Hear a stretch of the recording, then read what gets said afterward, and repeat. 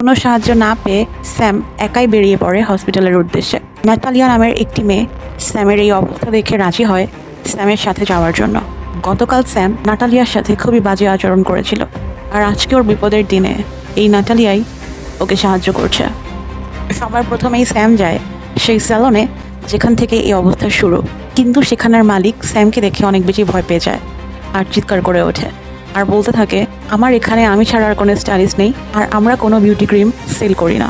Salon থেকে বের হতেই হঠাৎই সেই মহিলাটি স্যামের সামনে এসে পড়ে যে স্যামকে এই জাদুকরি ক্রিম দিয়েছিল। স্যাম মহিলাটিকে দেখেই অনেক রেগে যায় আর তাকে হুমকি দিতে থাকে। মহিলাটি তখন বলে, আমি কোনো স্টাইলিস্ট না, আমি একজন ক্লিনার। এটা শুনে স্যাম হেসে দিয়ে বলে, ও আমি একজন ক্লিনারের কাছ থেকে বিউটি ক্রিম নিয়েছি। মহিলাটি তখন বলে, আমি বাথরুম ক্লিনার না, আমি মানুষের আত্মা ক্লিন করি। আর আমি বুঝতে পারছি না তুমি এত রাগ কেন হচ্ছ।